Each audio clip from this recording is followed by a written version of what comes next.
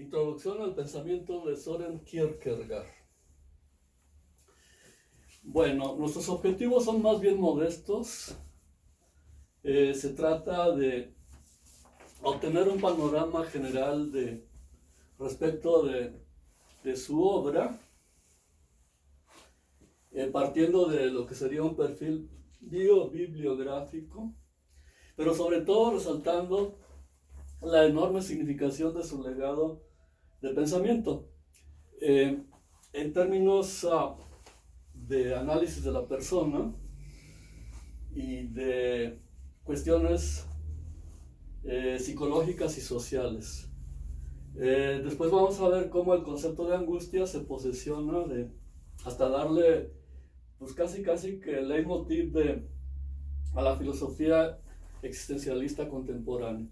De suerte entonces que tenemos una figura pues gigantesca, muy abarcante en términos de constituirse en el gran referente de la filosofía contemporánea, sobre todo en las inmediaciones del pensamiento existencialista moderno. Muy bien, esos serían los objetivos. Esta parte del perfil bibliográfico, atención mis alumnos, porque esta parte les toca a ustedes investigarla. Obviamente podríamos aquí entrar pues un poco en detalle respecto de cómo transcurre su vida como una novela, de hecho, porque una novela romántica. Pues por muchas razones, ¿verdad? En tanto que es hijo de familia, en tanto que se enamora de Regina Olsen, en tanto que el tema de la redención y de la culpa se hacen presentes en su vida, la cuestión dramática y una serie de elementos biográficos. El juramento de su padre, que lo dejó marcado para siempre, su vocación filosófica y demás. Pero repito, esta parte a ustedes les toca investigarla, a ver cómo se las apañan y dan cuenta de esta parte a fin de cubrirla e integrarla en lo que a continuación vamos a ver. Se trata de un análisis del hilo conductor de su filosofía, en este caso de sus tesis y planteamientos. Vamos en este número 2 a poner de relieve este principio que a mi juicio pues va a encabezar pues esta caracterización de sus planteamientos, en el sentido de que todos nuestros conceptos conducen al absoluto. Seguramente que les suena muy hegeliano la aseveración, pero también es nietzscheano. Recuerden ustedes que Nietzsche pues se aventó aquello de que jamás podremos deshacernos de la idea de Dios mientras tengamos el diccionario, mientras tengamos la gramática, es decir, los conceptos. Entonces esta idea muy principal, no perderla de vista, por favor, porque es la que finalmente nos da la clave de entrada al pensamiento kierkegaardiano. Hay una serie de prerequisitos para acceder a la verdad, que también hay que entender muy bien en términos de planteamientos. ¿Cuáles son? La actitud crítica, pero una actitud crítica aparejada a la fe religiosa y a la humildad como virtud principal. Como diría San Agustín, para acceder a la verdad se necesitan 3 cosas. La primera es humildad, la segunda es también humildad, y la tercera, ¿qué creen? También es humildad. Y esto porque verán ustedes que Kierkegaard casi no se entiende sino en términos pascalianos, que a su vez, es decir, hablo de Blas Pascal, quien a su vez nos remite a San Agustín. Hablando de citas agustinianas, en este libro de James Collins,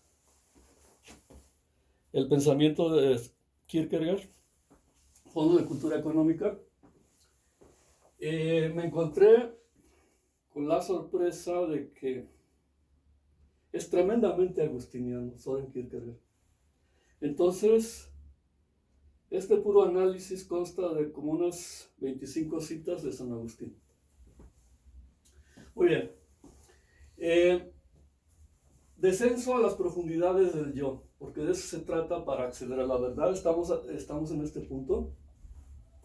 El cultivo de la vida interior y la conversión del corazón, o metanoia, en términos teológicos. La teoría del hombre nuevo y de la sociedad nueva es otro de los aportes en términos de planteamientos principales, medulares, y sobre todo su teoría de las paradojas. Vamos a empezar a tallerear esta palabra, la palabra paradoja, porque es clave también para entender el mensaje de Kierkegaard. En el entendido de que me adelanto un poquito, ¿verdad? La principal paradoja que él señala es la de la libertad. Después, ya cuando analicemos su teoría de los tres estadios en el plano ético, vamos a retomar esta teoría de la libertad, en tanto como dice él, que es el vértigo de la libertad,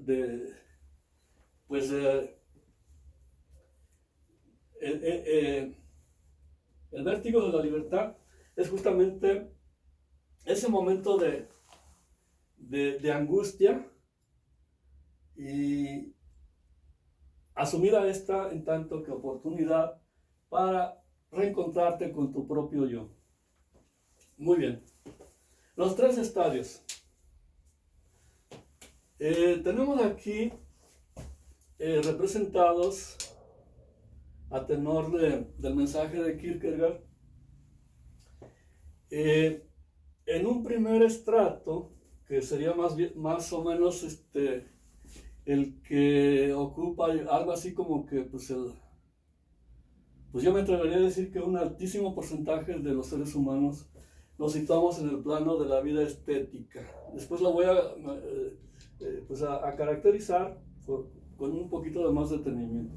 Por ahora, en esta perspectiva, tenemos un primer estadio de nombre estético, seguido por otro estadio de nombre ético, que sería un poco pues un ascenso en el plano evolutivo del hombre, y donde definitivamente se corona el esfuerzo de autoconocimiento y de ubicación frente a las grandes verdades que definen la existencia, sería en el plano de la existencia religiosa. Aquí es donde reaparece el mensaje de Pascal, porque Pascal es el que reputa la religión como un nivel superior de asumir la existencia y de autoconocimiento. Luego vamos al punto número 4. Pero dije que iba a caracterizar lo estético, perdón. Sí, efectivamente, el plano estético deriva de lo sensible, deriva de ese apego a las cosas materiales que nos ancla, nos sujeta a la existencia, pero que no significa en términos reales sino algo muy superficial, algo muy aparente, que apenas podría llamarse como, porque finalmente aquí está instalada la vida sensible del individuo,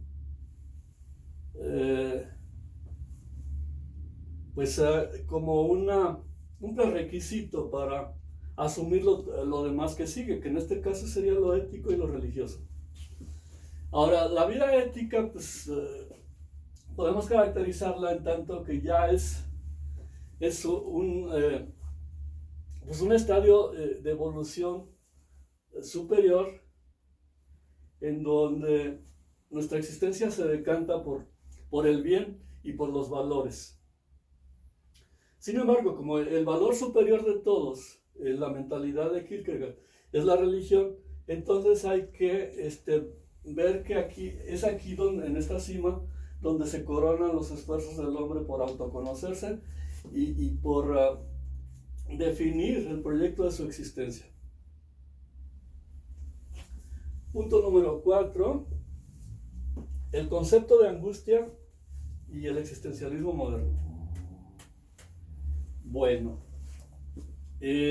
aquí no se confundan, esta parte sería la continuación de este numeral romano, que me voy a ocupar del 1, que sería la introducción apenas. El 2 romano sería el correlato de Hegel. El 3 romano sería el hombre y la sociedad, es decir, la antropología y la teoría social. Punto número 4 romano, nos metemos en un análisis del panegírico de Abraham, a tenor de un libro pues muy capital de esos que no mencioné acá, pero debía haberlo hecho, ¿verdad? De su autoría, que se llama El temor y el temblor. Los otros libros, pues nunca es tarde, serían El diario de un seductor, El concepto de angustia, El tratado de la desesperación, ya llevo 4, más los cuadernos que también escribió, muchos de ellos con seudónimos. Atención con esta parte de los seudónimos de Kierkegaard, en la que muchos quedan como atrapados y no saben cómo salir después, ¿verdad? Bueno, pues para salir de ese entrampamiento, pues están este tipo pues no sé, de visualizaciones de conjunto y pues de tipo hermenéutico. A ver, punto número 4, que es el que me queda todavía. Estamos hablando de el gran precursor mejor dicho, el gran creador, ya ni siquiera precursor, el gran creador del existencialismo moderno. El que le dio un programa de acción, el que sentó sus bases y el que finalmente hizo que los términos giraran en torno al concepto de angustia. Y aquí es donde se correlaciona con Hegel, porque empieza con un reproche, un reclamo al pensamiento hegeliano, acusándolo de ser demasiado abstracto, de no aterrizarlo en cuestiones pues prácticas que tengan que ver con, como diría Miguel de Unamuno, con el hombre de carne y hueso, con el existente personal, con cada uno de nosotros, en cuanto a lo que nos hace pues vivir, despertar al sentido de la vida y ubicarnos en términos, como diría Karl Jaspers, frente a nuestras situaciones límite. Entonces, el primer existencialista cristiano moderno, pues sería Kierkegaard. Los precursores, pues ya sabemos, son Blas Pascal y todavía más remotamente San Agustín. Bueno, de ahí para el real, pues los existencialistas del siglo XX, Gabriel Marcel, Jean-Paul Sartre, Martin Heidegger, y un largo etcétera. Hasta Javier Zubiri podría encajar en esta catalogación de existencialismo. ¿Y qué más? Pues animarlos a que sigan investigando. Esta parte es sumamente apasionante, desde la caracterización de ese concepto, porque finalmente es el momento de... A ver, angustia deriva de un término que significa, pues eso, angostura, estrechez, y pues momento de apuro, como si dijéramos, de crisis personal, en donde se pone de manifiesto cuán frágiles somos, pero al mismo tiempo cuán fortalecidos podemos resultar siéndolo si nos aplicamos a saber respecto de nuestra grandeza en términos pascalianos. Ya ven que Pascal es el que caracterizaba al hombre como la caña pensante, poniendo de relieve pues cuán quebradizo, cuán frágil es la condición humana, pero también cuán vinculado está a un horizonte pues de absoluto, a un horizonte de infinitud, y en términos hasta pues de sobrepasamiento del momento actual de conflicto o de angustia. Gracias.